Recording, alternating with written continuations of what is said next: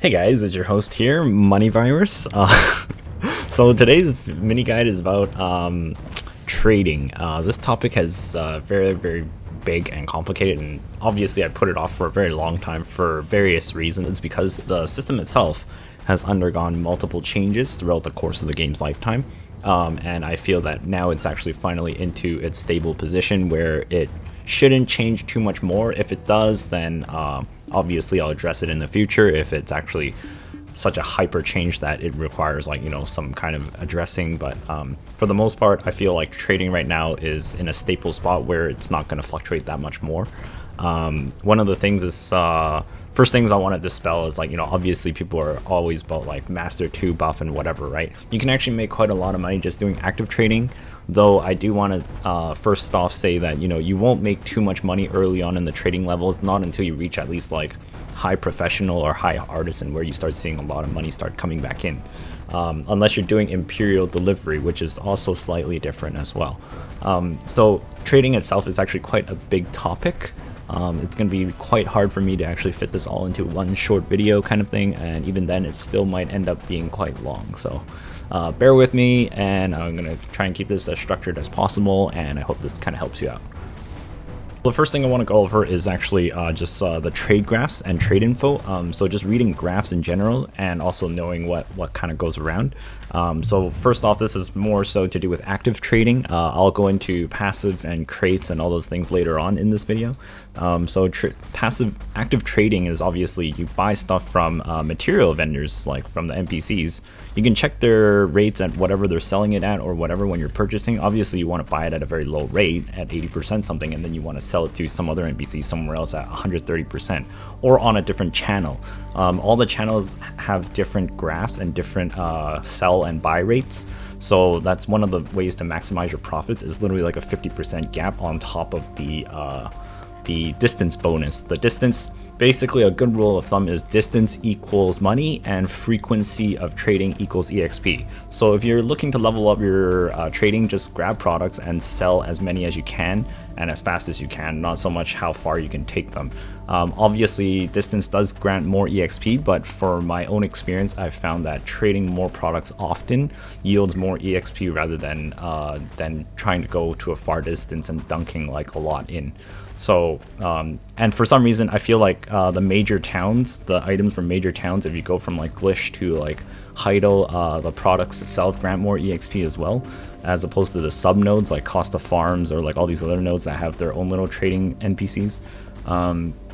Right now I'm autopath in the sense that I'm heading towards Velia because there's a trade event here, and this is to do with active trading. I'm actually right now in the midst of this video, I'm actually doing a bit of an experiment right now just to see how much I can cash in on products coming in from Valencia. Right now I'm taking products from Ibilab Oasis all the way to Velia because there's a trade event there. And one of the things is that the trade event makes NPCs across the world take products at a very high price. So if I'm looking at this sell product here, like this thing is slowly rising to 152% taken right now, and I bought these things for like 80%, so it's already like a 72% difference just from that alone. So I'm already getting 72% profit off of my product that I bought, and then including the distance when I drop it off there. And then also I have a desert buff as well, which should allow a buff for it to trigger as on top of that for another extra 50%. So it just goes skyrocketing high, and then when you bargain it adds like another 30% or so. And I'm being attacked by bandits right now, so that's another thing, is that bandits can spawn. I am going to fucking die. Oh shit. Bandits can spawn on the map when you're doing active trading or any form of trading.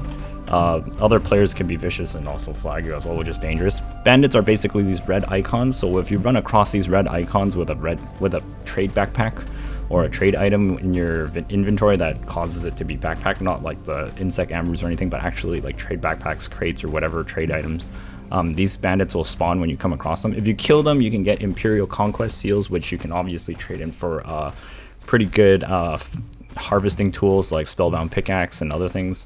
So just be wary of that too. That's what those red icons are for. But active trading, you want to hit escape and go to this trade info window, and generally at the top here it tells you it tells you what is basically having a trade event and where. And then there's an arrow here, obviously, if you want to auto path to the point. And then the bottom here is Imperial Delivery.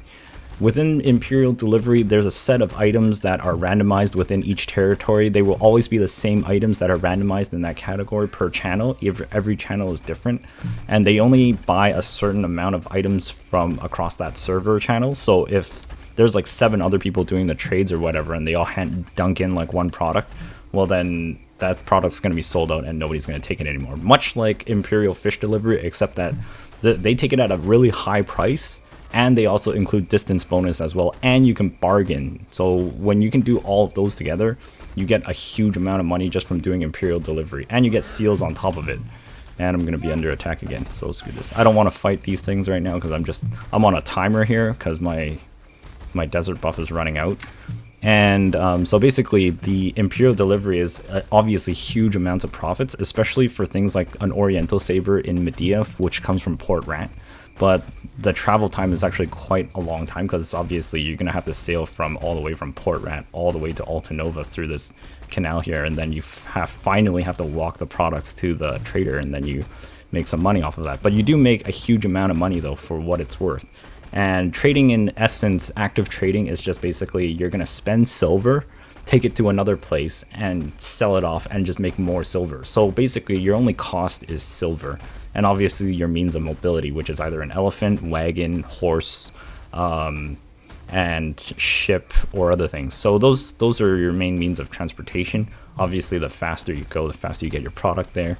Another thing about the trade charts is that the trade charts change every 3 to 5 minutes. I wasn't quite sure at what the rate was, but I do know that it changes every 3 to 5 minutes.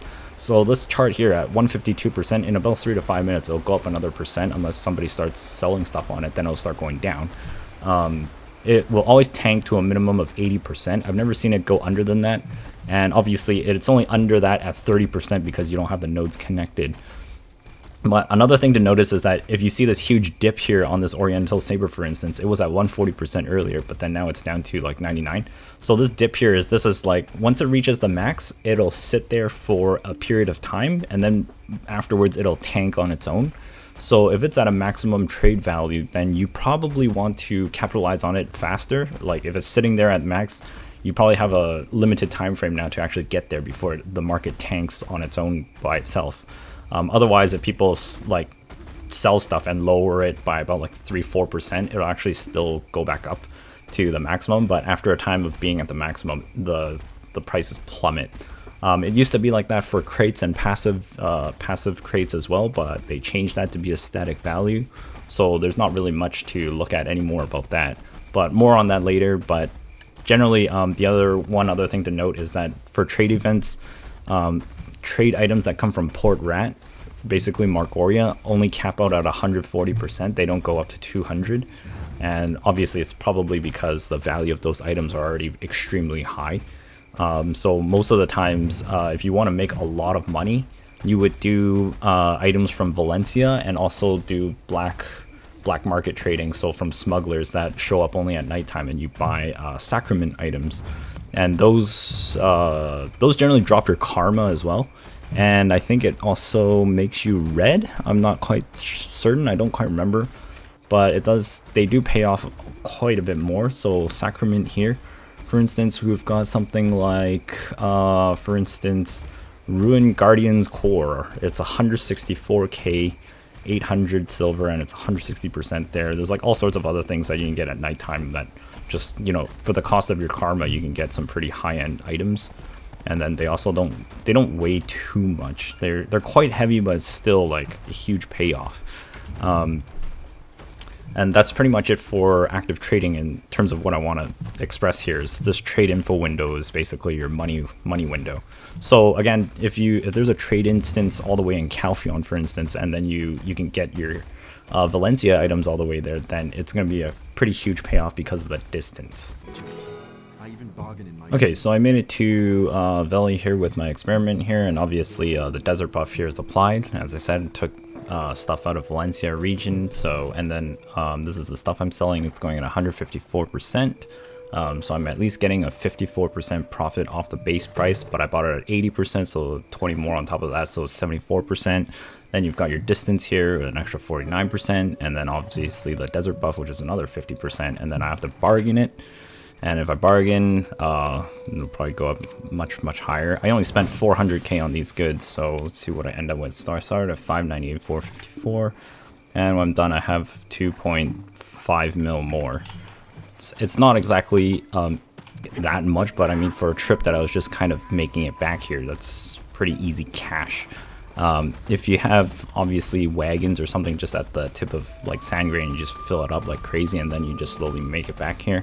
You can also make more, but again, Imperial Delivery is much more than this. So what happened there was basically I spent about 400k and I ended up with 2.5 million more, so I gained 2.1 million in general. Your bargaining attempt will be different though for each person, because of your levels. So trading levels, the higher your trading level goes, the more bigger of a bargain bonus you get. I think it's 0.5%. It's 0.5%. Yeah, it's 0.5% increase per trading level. So that's every trade level that you get, you will eventually start making more and more money as you go further and further. So a majority of that money came from the Ibalab gunpowder that I sold, as they were going like 300k each, and I only had like 6 of them on there. And I got those at a really cheap price, and that's pretty much it. I just literally ran from one place to the other, and that was at 2.5 mil for literally nothing, doing nothing really. And that took about, I would say, half an hour, because this thing's about half an hour down. It's a bit slower because I auto walked, but if I was actively holding like my sprint on my elephant, pretty sure I could have gone here in 20 minutes. So 20 minutes for about 2.5 mil. It's a bit slow, but I mean, there was no input involved and also very little trouble just from bringing one to the other. The distance was only 49%. So like I said, if there's one at Calpheon, for instance, I've seen Bernianto farm go up before, and then it goes to like 200%. I only sold that at 150, so I technically could have made 50% more on top of that as well. And with the bargain bonus, it also brings that even higher, as well as the desert buff. So it could have probably equated to about 4 mil if I just waited for it to go up. But for the demonstration's sake, this was just like really on the spur of the moment, and I was kind of making it back here because I need to go to Margoria with somebody. And that's pretty much active trading in some sense. Imperial Delivery is obviously where you get the most money, because they take it at 250% as opposed to 200% there, which requires an event. But they only take certain items, and obviously the Port Rat items give the most, because like it's 161k on like just Hasso Silk, but you need like Masters 1 to 10 to actually even start trading from Port Rat, which is a pretty hefty requirement. So we reach into passive trading. Passive trading is obviously creating the crates. Processing is heavily tied into passive trading, because you got to burn and chop lumber and whatever into planks and plywoods and everything. And obviously the main travel route is obviously Trent all the way to Valencia. And if you don't have the luxury of a huge guild with command to gather and to teleport you from one end of the world to the other end every 6 hours or something and whatnot, then you would have to use the transport system. Transport is obviously send, and then you send like all your crates over to Port of Furia, and then from Port of Furia you would transport Port of Furia all the way to Altanova now, and then from Altanova to Ankado Harbor. This was a recent change, and I actually saw this as a miniature nerf, because now you have to transport 1, 2, 3 times to get it close to Valencia before you have to walk it from Ankado all the way down. You used to be able to just transport directly from Port of Furia to Ankado Harbor, and that also cuts into profits as well, because every transport is close to 263k, or anywhere from 150 to 263k just from moving crates around. And that actually gets, like, you know, by the third time over, you're down about 600k just from transporting stacks of 40 crates over. There are certain materials that can utilize 2 stacks, which are Valencian materials, like such as titanium crates or vanadium crates. They can be stacked as 2, so you can transport 80 of those at a time.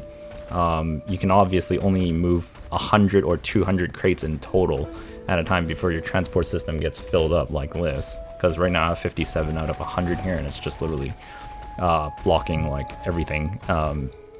So once you get that there, then obviously you bring it here. But if you want to make the most out of your money, obviously you need the distance, and distance caps out at 150%. But if you don't have Master 2 trading buff, then obviously distance is what matters more to you. So taking it to Arahaza is probably your best bet if you don't have Master 2. Or either that, you are going from Valencia or Sandgrain or Altanova. Valencia region literally ends at where Altanova is, and you take it all the way to Port Ratt instead. And that's actually your alternative method if you don't possess Master 2 trading buff. I believe the difference is only about 16% in profit in terms of Master 2 trading buff.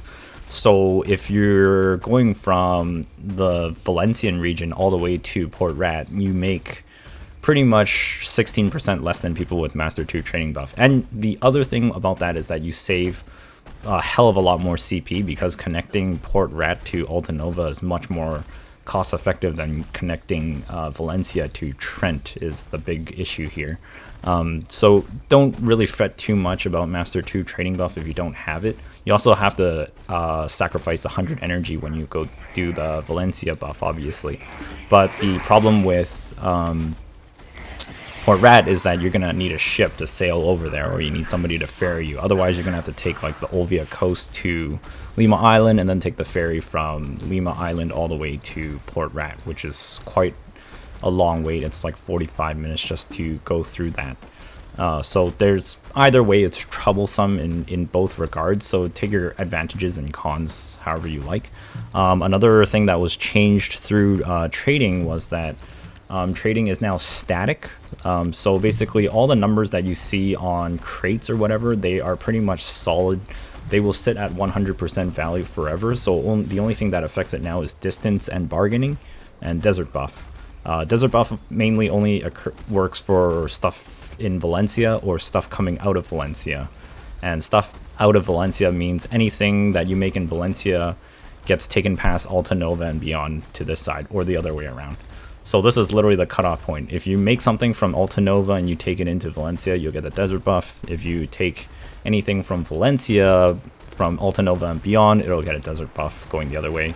But if you take from Valencia to Sandgrain, it won't have any desert buff at all, because it's still within the same region as the desert, which is a little weird from my understanding. If this is wrong, just, you know, add some corrections down in the comments, and obviously I'll pin it there and address it. But for my experience, that's what I've experienced so far, and that hasn't seemed to change from that.